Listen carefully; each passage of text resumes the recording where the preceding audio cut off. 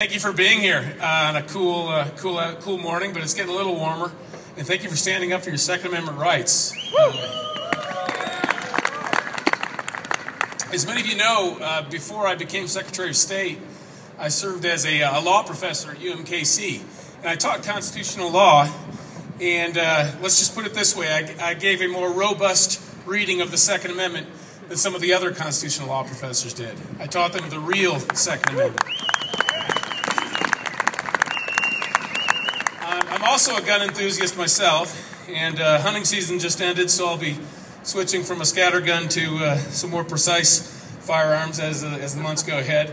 But this is really important. I think so many people in the media and in people in a culture where they live in places where they've never seen a gun, they think guns are inherently bad. They don't even understand the many uses that we have for our firearms.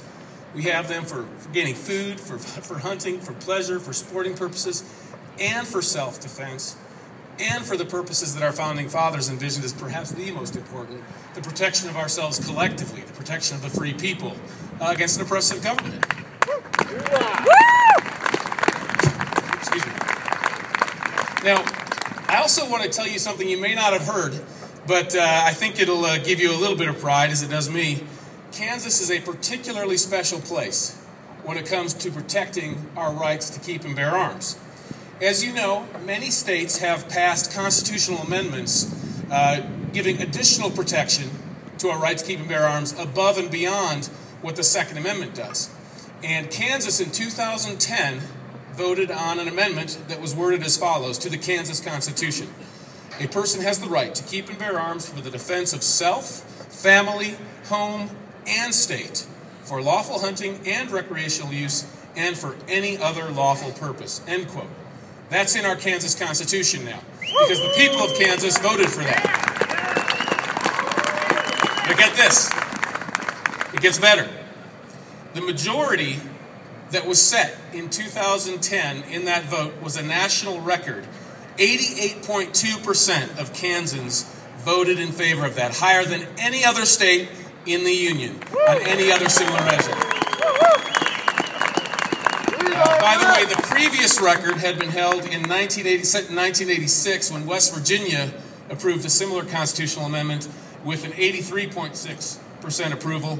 So we beat them by about 5%, and I don't think anyone's going to beat Kansas at that high level. And I think that's important because that shows that in Kansas, we are a people, we are a state that really values and understands the right to keep and bear arms. So I'm just as happy when Kansas is number one in defending our right to keep and bear arms as I am when Kansas is number one in basketball or football. Now, what about this right to keep and bear arms? You all know the Second Amendment, a well-regulated militia being necessary to the security of a free state, the right of the people to keep and bear arms shall not be infringed.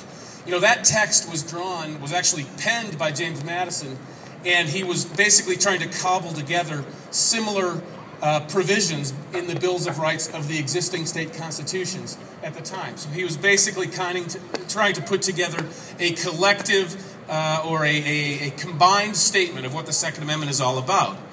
And you note that phrase at the beginning, a well-regulated militia being necessary to the security of a free state. Well, about 100 years ago, a little bit less than that, in the 1930s, so about 80 years ago, a number of judges and lawyers started to think of ways to restrict this right to keep and bear arms in court. And they came up with the idea that maybe the Second Amendment was only about protecting militia weapons. And it was only about protecting the right of militia members to hold militia weapons. And the militia at that time was coming to be seen as the National Guard. And so there were literally professors and judges and lawyers who came up with the argument that the Second Amendment only protects National Guardsmen and it only protects any weapons that a National Guardsman might carry. And that argument was actually carrying the day in court, all the way up to the Supreme Court in a decision in the 1930s, United States versus Miller in 1939. Well, they took that victory and they rode that victory for many years. And we're trying to insist that the Second Amendment really doesn't protect the rights of you and me unless one of us is in the National Guard right now. And it doesn't protect the right for most of our weapons. It would only protect the right to carry one that you might use in National Guard service. Well, thank goodness Thank goodness that in 2008, District of Columbia versus Heller put that theory to rest. That the Second Amendment protects all of our rights to keep and bear arms. Justice Scalia wrote a masterful decision, and I'm sure many of you are familiar with that opinion, but I would actually encourage you to read it. It's actually a really well-written, informative, interesting read. And Justice Scalia goes into the history of what the Second Amendment has meant to so many people, what it's meant to African Americans in the South, protecting themselves and their families, what it meant to settlers in the frontier plains of the United States, what it means to people today in every setting in America to protect their family against harm. And he does a masterful job of explaining it. But you know, I want to give you one quote from Scalia's opinion in D.C. versus Heller. He said, "Undoubtedly some think that the Second Amendment is outmoded in a society where our standing army is the pride of our nation, where well-trained police forces provide personal security, and where gun violence is a serious problem. That is perhaps debatable. But what is not debatable is that it is not the role of this court to pronounce the Second Amendment extinct." Well put. And so the Second Amendment got rid of the collective rights theory. The Supreme Court got rid of the collective rights theory. But, you know, and that was not a surprise, especially to someone who studies the Constitution. The Second Amendment is very clear. There's no ambiguity in the wording of the Second Amendment. But, of course, there was ambiguity in the thought of so many people who wanted to make the Second Amendment meaningless. But what was a surprise was the vote in D.C. versus Heller. You remember that? 5-4. 5-4. Mm-hmm. That means that there are 4 justices on the Supreme Court who don't think that all of us enjoy an individual right to keep and bear arms. And then right after D.C. versus Heller, I don't know if many of you heard about this opinion, it was McDonald versus Chicago, 2009. There the question was, is the Second Amendment, even though it's an individual right, we've established that, is it a fundamental right? One that applies against state governments and local governments. You know what the vote was there? 5-4. 5-4. The same. So that means there are 4 justices on the United States Supreme Court who don't think the Second Amendment is an individually held right, and they don't think it's a fundamental right. And get this, those 4 justices, they think some things that are not written in the Constitution are fundamental rights. They think that there's a fundamental right to an abortion, even though the word abortion nowhere appears in the Constitution. So they find invisible rights and call them fundamental, and the one that's in plain black and white in the Second Amendment, they say that's not fundamental. So let me just say this. When you say your prayers at night, every once in a while say a prayer for the 5 justices of the Supreme Court who voted the right way to protect our Second Amendment right to keep and bear arms. Because God forbid one of them should step in front of a bus someday and Obama would get the chance to appoint his successor. Our rights are hanging by a thread when it comes to the judiciary. And we have to recognize that.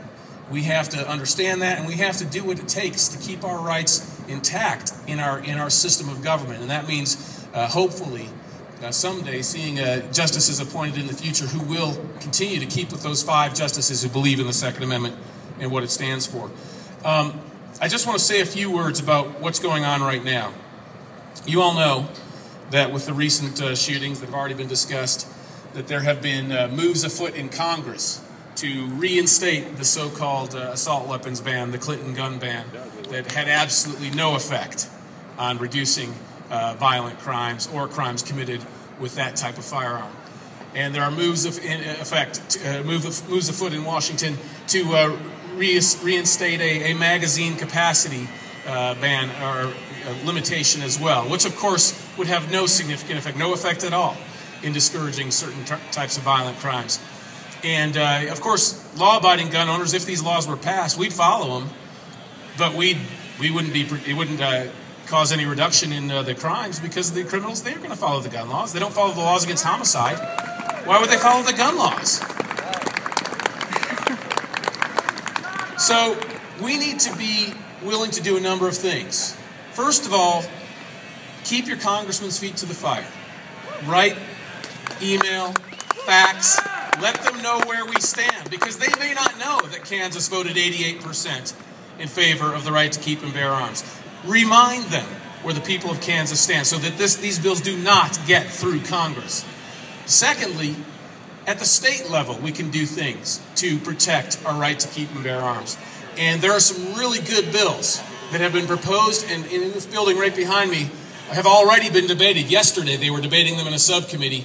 And I encourage you to keep informed and learn what day the hearings are going to occur so that if you're willing to stand outside in the cold today, you'd be willing to sit on a nice, warm, comfy chair and be part of the audience in a hearing. Because let me tell you, there are so many times when a committee in that building will be deliberating on a bill that I know 90% of Kansans are in favor of, but the silent majority isn't there, and nobody knew to come to the hearing.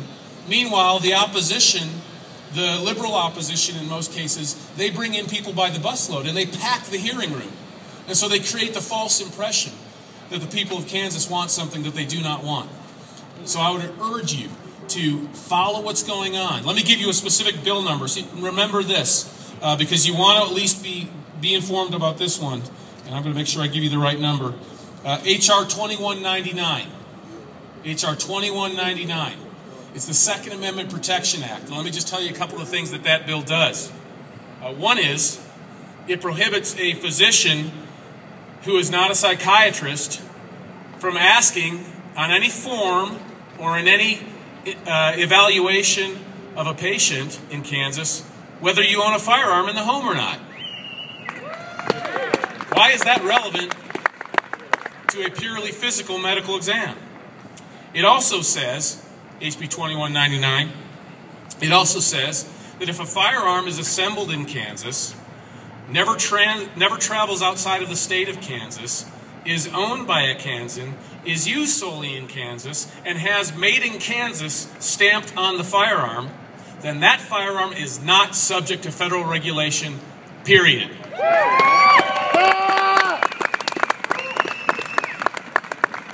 And by the way, the Founding Fathers would completely agree with that. There has been no interstate commerce if that firearm has not left the state of Kansas. And I think it is important that we stand up and say, look, we understand our Constitution. We understand more than just the Second Amendment. We understand the entire document. And the federal government has gone way beyond its limited, enumerated powers in trying to circumscribe our rights to keep and bear arms. So I'd urge you to attend those hearings, follow these issues as I know you do. Support the good guys in the legislature too, by the way. You know, there are a lot of good legislators who are fighting for our rights to keep and bear arms every day in that legislature. Learn who they are. Go to the Kansas State Rifle Association website to see their ratings of legislators. Talk to your fellow gun owners to make sure you know. Look at the NRA ratings of state legislators. Learn who the good guys are and support them, and the good gals. Support them. Say, hey, give them a call. Say, I hear you're up for re-election. Can I walk door to door with you on Saturday? Can I write you a check for your campaign? Do whatever it takes, because we need to have the good guys in there fighting for our rights. And also, there'll be other events this summer. In fact, I'm going to be having one, a Second Amendment defense rally and event this summer. Tom, can you raise your hand? Tom is with my office down there. If you're interested in attending that and you want to give us your email, Tom will let you know when we send out a notice of when that's going to happen.